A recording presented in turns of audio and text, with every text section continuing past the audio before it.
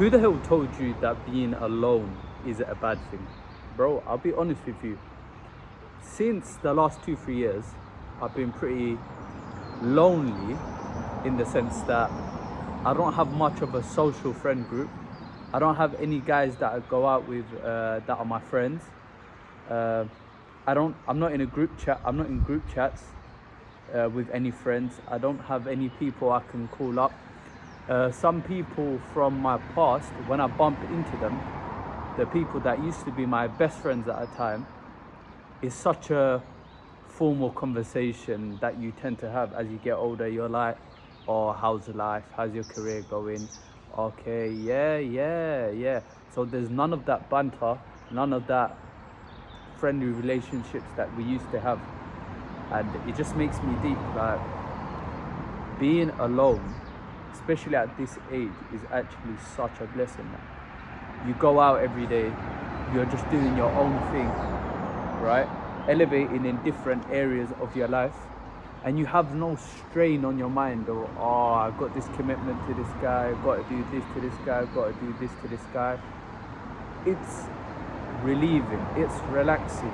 And this is coming from a guy that I thought that I was actually an extrovert, that I'm a guy that, enjoys social interaction and all of this and all of that. And even though I've been in situations where I was doing sales jobs, where I was, doing speeches in front of big groups of people, honestly speaking, man, being alone, being by yourself is such a blessing, especially if you can take a little bit of time to reflect on your life.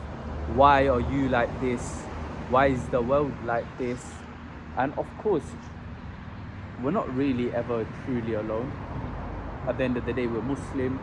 We know that Allah is there with us, and that in itself is serenity. That in itself is tranquility, bro.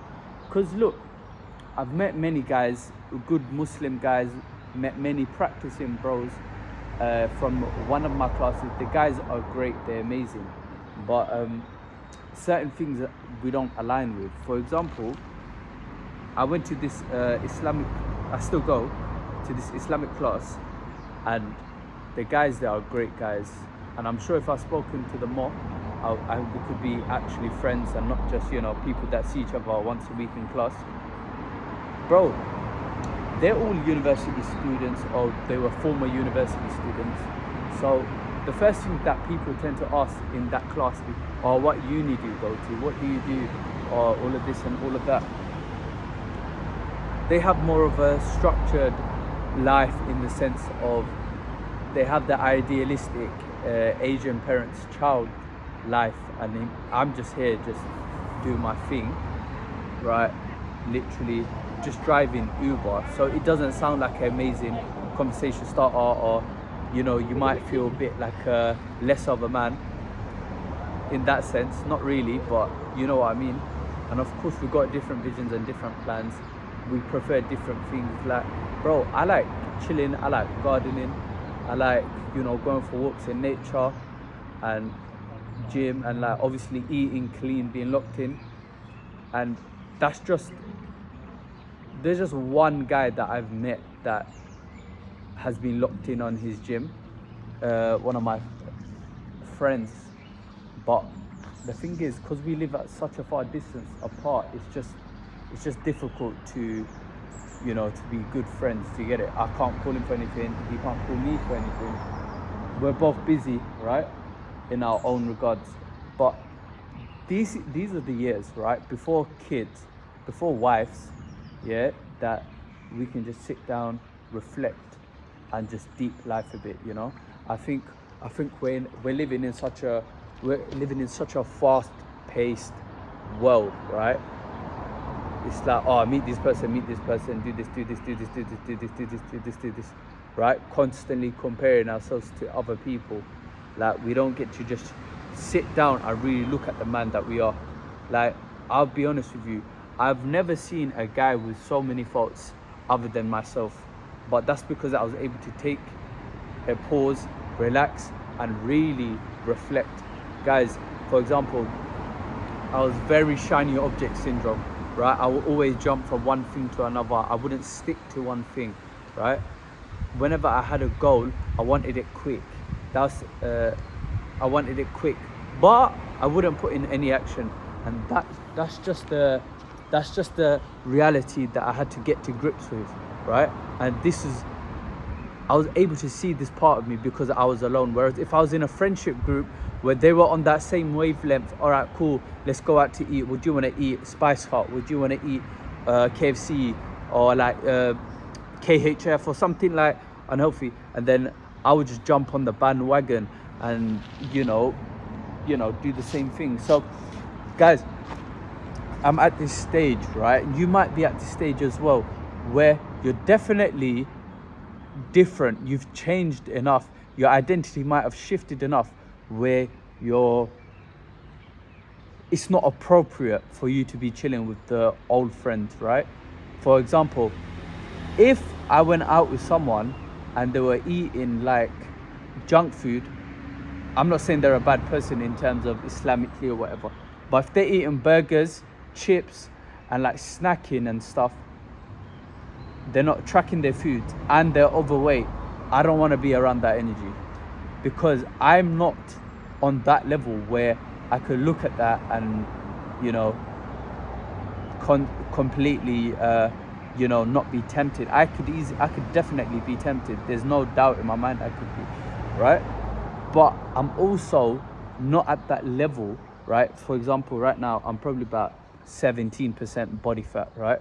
So I'm not at that level where I could be chilling with the 10%, the 10%ers, right? And the guys that are incredibly athletic. I'm not incredibly athletic. Alhamdulillah, I'm healthy. I'm able to do what I've got to do in the gym. I'm able to go for runs if I need to. But I'm not on that level of athlete that I want to be, right? So it's just a matter of me not being the guy that I need to be. So that's perfectly fine with me, right? Even Islamically speaking, guys, I'm not on that level, right? I'm not on that level because I know so many brothers from my class, they're literally my age, younger than me. They know so many surahs in the Quran. Me, bro, I swear down, I don't even know that many surahs. And not only that, the ones that I do know, I don't know them properly, right? So I've got so many deficiencies that I know that I need to work on. And that's probably why the reason I'm a little bit lonely. But whenever you hear lonely, I don't mean it in a bad way. I literally mean it in a good way, right? Because this is lonely by choice, because this is obviously temporary. But at the end of the day, I will one day obviously have a group of friends that I can chill with, that I can chat with, that are aligned with me with the visions of what? Visions of making hijrah, visions of owning a farm, visions of making my parents feel more relaxed, visions of having that sakina and that tranquility in my heart, visions of wanting to do something and actually doing it, right? Visions of having children and wives and cows and living an unconventional lifestyle, right? And this is normal, right? You shouldn't expect to be around the same people and live a completely different reality, right? These periods of loneliness, I've noticed I'm starting to have a lot of parasocial relationships. So basically, the people that I watch online, it's like I'm friends with them in my mind, right? There was a guy, he wasn't my coach, right? But I just used to think of him as my coach, like, yeah, that's my fitness coach, yeah. And I would only watch him and I wouldn't watch anyone else. And bro, it started getting to the point where I started using his lingo. Like, that shows how much less I'm around people. I started using my man's lingo. He's from America, bro. I started using the word goofy. This food is goofy. Like, I started doing all of that. Like, do you get what I'm trying to say? And you know what? Me being alone, bro, I stopped caring, bro. I just stopped caring. I perpetually stopped caring. I don't care. I'll record a video in front of someone's face. I will do what I gotta do, right? Because at the end of the day, no one cares. No one cares that you're alone. No one cares that, you know, you got all these visions, but you're not really doing anything. You just got to do what you got to do, man. And with the elapsement of time, inshallah, it will all prevail. Like, your life will be in a different reality. You won't be driving Uber. You won't be, for example, you might be gooning. You might be doing bad stuff. You might be chatting to girls. Like, bro, with the elapsement of time, being a bit intentional, taking some time to be alone and reflecting, bro, life can really be different. And it's a blessing. It's not a bad thing. It's a blessing. So, guys, I'm scared to jump over this water, right? Because I did it and my right foot got all wet. Yes, but I'm gonna try to do it. Hopefully on camera. Let me tap in my.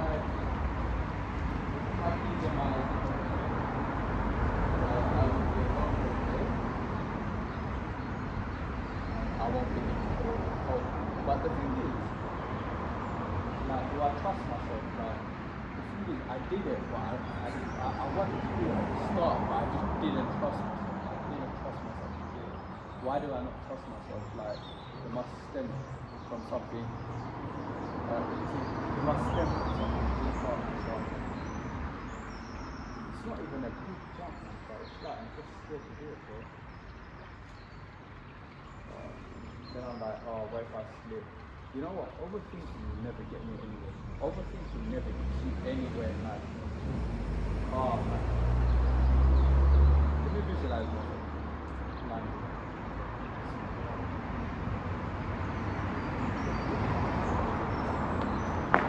Oh, yes.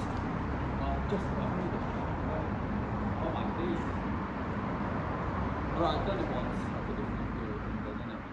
So, guys, that's just me being alone. I'll catch you guys soon. Stay blessed, man. Stay blessed. And yeah, don't stress too hard. We're gonna be on a different